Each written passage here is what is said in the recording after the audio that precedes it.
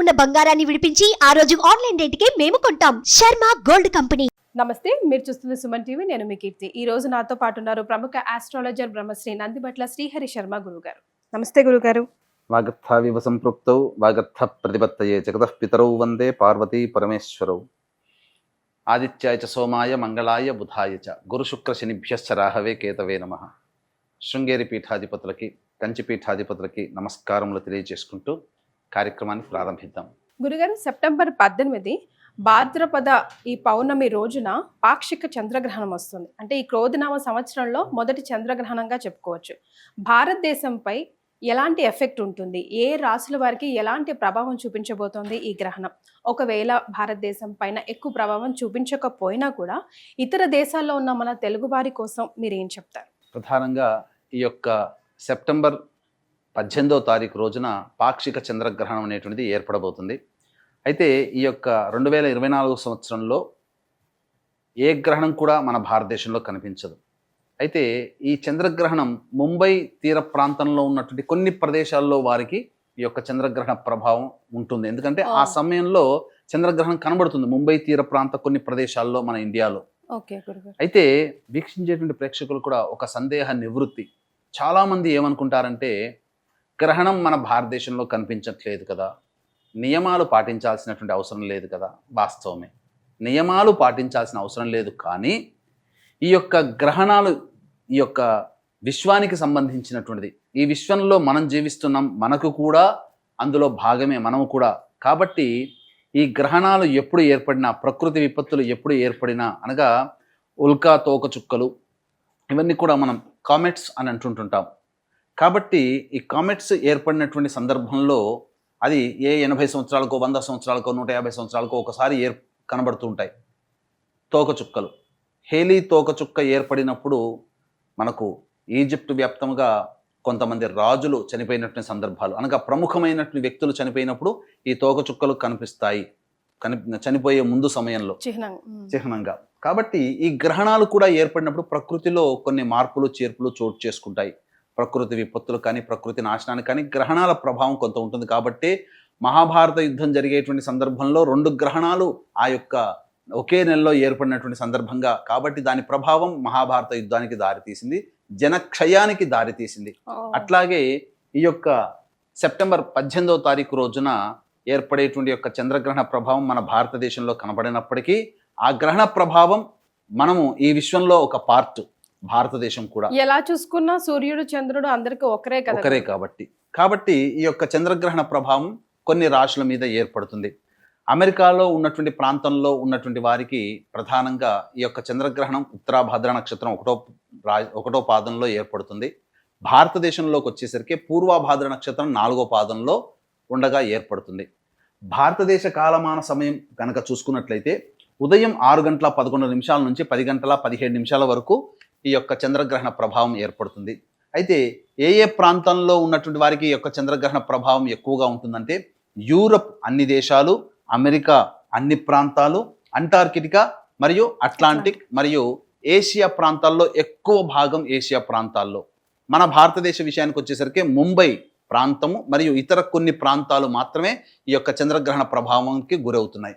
ఇక ఈ యొక్క అమెరికాలో ఉన్నటువంటి వారికి అయితే 18వ తారీఖు అనగా 17వ తారీఖు మధ్యరాత్రి, తెల్లవారితే 18 అనగా 12:41 ప్రారంభమై 4:47 వరకు ఈ యొక్క ప్రభావం అనేటువంటిది ఉంటుంది. ఈ యొక్క చంద్రగ్రహణ ప్రభావం దాదాపుగా సుదీర్ఘకాలంగా 4 గంటలు ఉంటుందమ్మా. మరి ఏ రాశుల వారికి ఎలాంటి ప్రభావం చూపించబోతుంది, both positive and negative ways? గురువు చూసుకున్నట్లయితే మనకు మంచి జరిగేటువంటి రాశుల కంటే కూడా ఈ యొక్క చంద్రగ్రహణ ప్రభావం వలన చెడు సంకేతాలు కలిగేటువంటి యొక్క రాశులు కొన్ని ఉన్నాయి.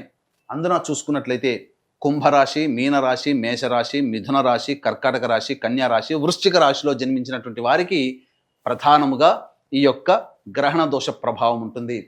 ఇక మిగిలినటువంటి రాశుల వారికి అయితే, అనగా వృషభ రాశి, సింహరాశి, తులారాశి, ధనుస్సు రాశి, మకర రాశి, ఈ రాశిలో జన్మించినటువంటి వారికి కొన్ని పాజిటివ్ సైన్స్ అనేటువంటివి ఈ యొక్క గ్రహణం తర్వాత ఏర్పడబోతున్నాయి. కాబట్టి ప్రధానంగా నియమాలు పాటించాల్సిన అవసరం. నియమాలు అంటే ఏంటి? ఇల్లు శుద్ధి చేసుకోవడము, అలాగే గ్రహణం సంభవించే సమయానికి ముందు 2-3 గంటల ముందు ఎటువంటి భోజన పదార్థాలు తీసుకోకపోవడం, అలాగే గర్భిణీ స్త్రీలు చూడకపోవడము, అలాగే పసిపిల్లలకి మరియు వృద్ధులకి ఎటువంటి నియమాలు దీనికి సంబంధించినట్టు గ్రహణ సందర్భంగా పాటించాల్సిన అవసరం లేదు. కానీ ఈ యొక్క గ్రహణ సందర్భంగా నియమాలు పాటించాల్సినటువంటి రాశులు ఆయా ప్రాంతాలలో గ్రహణం ఏర్పడినప్పుడు ఆ గ్రహణం అనేటువంటిది ఆ ప్రాంతాల్లో విజిబుల్గా కనిపించినప్పుడు నియమాలు పాటించాలి. కానీ ఈ గ్రహణ ప్రభావం వలన ఏ రాశుల వారికి సమస్యలు వస్తాయి, ఏ రాశుల వారికి సమస్యలు రావనేటువంటిది ప్రపంచవ్యాప్తంగా ఉన్నటువంటి ఈ యొక్క కుంభమీన మేష మిథున కర్కాటక కన్య వృశ్చిక రాశుల్లో జన్మించినటువంటి వారికి ఈ యొక్క ప్రభావం అనేటువంటిది దోషం అనేటువంటిది ఉంటుంది. కాబట్టి ఆయా కుంభమీన మేష మిథున కర్కాటక కన్య వృశ్చిక రాశిలో జన్మించిన వారు ఏ ప్రాంతంలో ఈ ప్రపంచవ్యాప్తంగా ఎక్కడున్న భారతదేశంతో సహా ఎక్కడ ఉన్నా ఆయా రాశిలో జన్మించినటువంటి వారికి కొన్ని దోష ప్రభావాలు ఏర్పడతాయి. కాబట్టి దానికి సంబంధించినటువంటి ఆ దోష నివారణార్థమే కొన్ని పరిహారాలు కనుక పాటించినట్లయితే తప్పకుండా ఆ యొక్క ప్రభావం నుంచి ఈ యొక్క సంబంధించినటువంటివి మీనమేష మిథున కర్కాటక కుంభ కన్య వృశ్చిక రాశిలో జన్మించిన వారు ఈ యొక్క దోష ప్రభావం నుంచి బయటపడతారని చెప్పవచ్చు. ఎలాంటి రెమెడీస్ సూచిస్తారు గురుగారు? ప్రధానంగా ఏ సమస్యకైనప్పటికీ కూడా 2 రకాల పరిహారాలు ఉంటాయి. ఒకటి దైవ పరిహారము, 2 మానవ పరిహారం. దైవ పరిహారం అంటే మంత్ర పరిహారం. దైవం మంత్రాధీనం, తన్మంత్రం బ్రాహ్మణాధీనం. కాబట్టి ఈ కుంభమీన మేష మిథున కర్కాటక కన్య వృశ్చిక రాశిలో జన్మించినటువంటి వారికి సెప్టెంబర్ 18వ తారీఖు రోజున పౌర్ణమి ఉంటుంది. కాబట్టి మా పీఠం ఆధ్వర్యంలో ఈ యొక్క చంద్రగ్రహణ దోష నివారణ కార్యక్రమాలు అనేటువంటివి జరిపించడం జరుగుతుంది. ముఖ్యంగా ఆ రోజున చంద్రుడికి సంబంధించినటువంటి దోష నివారణగా చంద్రగ్రహ హోమము, అలాగే పూర్వభాద్ర ఉత్తరభాద్ర నక్షత్రంలో ఏర్పడుతున్నాయి ఒక్కొక్క ప్రాంతంలో. కాబట్టి దత్తాత్రేయ హోమము, శనీశ్వర హోమము, అలాగే ఈ రాశుల్లో జన్మించినటువంటి వారికి ప్రధానంగా దోషం ఉంటుంది కాబట్టి మృత్యుంజయ హోమం ముఖ్యంగా ఆరోగ్యం మీద ప్రభావం చూపుతుంది. కాబట్టి మృత్యుంజయ హోమము, లక్ష్మీ హోమము, సుదర్శన హోమం లాంటివి, అలాగే వివాహం కాని అబ్బాయిలు అమ్మాయిల కోసమై హోమాది కార్యక్రమం, ఇలా 18 రకాల హోమాది కార్యక్రమాలు ఆ సెప్టెంబర్ 18వ తేదీన కేవలం పర్ హెడ్ 1500 రూపాయలకి మా పీఠం ఆధ్వర్యంలో ఈ కుంభమీన మేష మిథున కర్కాటక కన్య వృశ్చిక రాశుల్లో జన్మించినటువంటి వారికి చేయించడం జరుగుతుంది. అలాగే మానవ పరిహారం అనగా అందరికీ దైవ పరిహారం చేసుకునే శక్తి ఉండదు. కాబట్టి మానవులుగా జన్మించినటువంటి మనము ఆ యొక్క దైవానుగ్రహాన్ని పొందే ప్రయత్నంగా మనకి మనం చేసుకునేటువంటి పరిహారాలు కూడా తెలియజేస్తానమ్మా.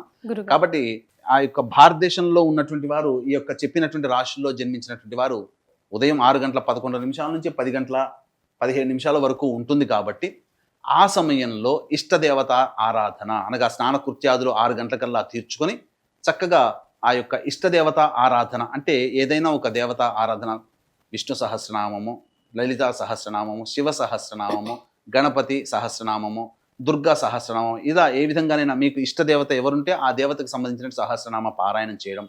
అలాగే ఆ సమయంలో మనకు భారతదేశంలో కనిపించదు కాబట్టి నవగ్రహాల దేవాలయాలు అన్నీ కూడా తెరిచే ఉంటాయి. కాబట్టి ఆ సమయం చాలా మనం ఒకవేళ కనిపించకపోవడమే మన అదృష్టంగా భావించాలి. ఎందుకనంటే గ్రహణ సమయం ఎటువంటిదనంటే మనము మామూలు రోజుల్లో 1000 సార్లు ఒక దేవతా నామాన్ని జపం చేస్తే ఎంత ఫలితం ఉంటుందో గ్రహణ సమయంలో 10 సార్లు పఠిస్తే అంత సమయం, అంత విశేషమైనటువంటి పవర్ లభిస్తుంది. కాబట్టి కనిపించలేదు కాబట్టి సంతోషపడాలి అనేటువంటిది పెట్టుకోకూడదమ్మా. కనిపించకపోవడమే సంతోషం. ఎందుకనంటే ఆ సమయం గ్రహణ సమయం అమూల్యమైనటువంటి సమయం కాబట్టి పూర్తిగా సద్వినియోగం చేసుకోవాలి. దేవాలయాలన్నీ తెరిచి ఉంటాయి, దేవత అనుగ్రహం మనకు కలుగుతుంది.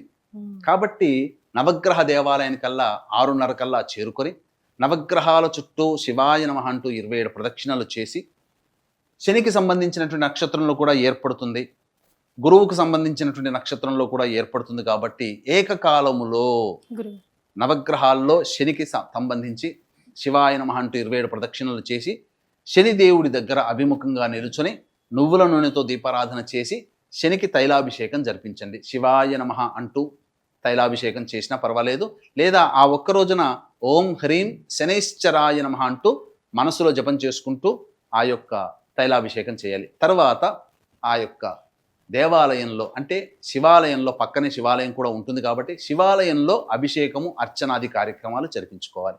ఈ విధంగా ఈ 6 గంటల 11 నిమిషాల నుంచి 10 గంటల 17 నిమిషాల కాలంలో దేవ పరిహారము మరియు మనం ఇష్టదేవత ఆరాధన, ఏదైనా దేవుని యొక్క నామము ఆ యొక్క సమయంలో ఆ 10 గంటల 17 నిమిషాల వరకు విడవకుండా ఉండాలి. నామాన్ని విడవకుండా జపం చేయాలి. ఇది మానవులుగా చేసుకునేటువంటి పరిహారం. కాబట్టి గురుగారు అలాగే మరొక విషయం కూడా దయచేసి తెలియజేయండి. అంటే గ్రహణం అంటేనే దాన ధర్మాలు గ్రహణ అనంతరం గ్రహణం చేసేటప్పుడు ఎక్కువగా ప్రాధాన్యత ఇస్తాం కాబట్టి ఎలాంటి దాన ధర్మాలు చేయాలి? ఆ సమయంలో దానం గనక చేయదలిచినట్లయితే, దానం చేయాలనే కోరిక ఎవరికైనా ఉన్నట్లయితే, గ్రహణ సమయం విశేషమైన సమయం కాబట్టి 10 సార్లు చేస్తే లేదా ఒక్కసారి శ్రీరామ అన్న 100 సార్లు శ్రీరామ అన్నటువంటి ఫలితం. కాబట్టి ఆ సమయంలో చంద్రగ్రహణం కాబట్టి బియ్యము, వెండి చంద్రబింబము మరియు పూర్వభాద్ర ఉత్తరాభాద్ర నక్షత్రంలో ఉన్నాయి కాబట్టి శనగలు, నల్ల నువ్వులు బ్రాహ్మడికి దానం చేసి సంకల్పం చెప్పి బ్రాహ్మడికి దానం చేసినట్లయితే గ్రహణ దోషం ఈ కుంభమీన మేష మిథున కర్కాటక కన్య వృశ్చిక రాశిలో జన్మించినటువంటి వారికి గ్రహణ దోషం తొలగిపోతుంది.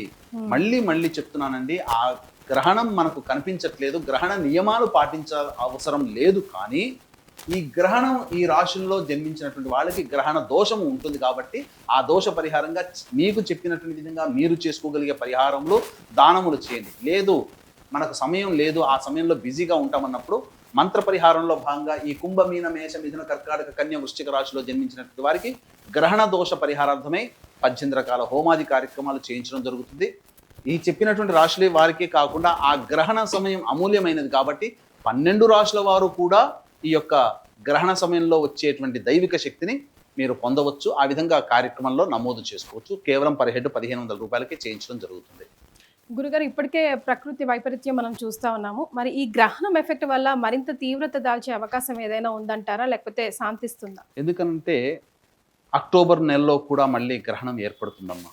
సెప్టెంబర్లో 18వ తారీఖు నాడు చంద్రగ్రహణం, మళ్ళీ అక్టోబర్ నెలలో మళ్ళీ గ్రహణం ఏర్పడుతుంది. కాబట్టి ఒకే మాసములో 2 గ్రహణాలు ఏర్పడుతున్నాయి. కాబట్టి దీని ప్రభావం ఖచ్చితంగా ఆయా దేశాలు ఏ దేశంలోనైతే కనబడుతుందో ఆ దేశాల్లో ఉంటుంది. కాబట్టి కామన్గా మనం గమనించుకున్నట్లయితే సెప్టెంబర్ మాసంలో మరియు అక్టోబర్ మాసంలో ఏర్పడేటువంటి గ్రహణాల్లో కామన్గా ఎఫెక్ట్ అయ్యేటువంటి దేశము అమెరికా దేశము. కాబట్టి గ్రహణాలు 2 గ్రహణాలు అమెరికాలో విజిబుల్గా కనబడుతున్నాయి. కాబట్టి అమెరికా ప్రాంతం మోస్ట్ ఎఫెక్ట్ కంట్రీగా సంభవించే సమయం ఆసన్నమవుతుందని చెప్పవచ్చు. రైట్ గురుగారు, చాలా సంతోషం అండి, ధన్యవాదాలు. సర్వం శ్రీ ఉమామహేశ్వర పరబ్రహ్మార్పణమస్తు.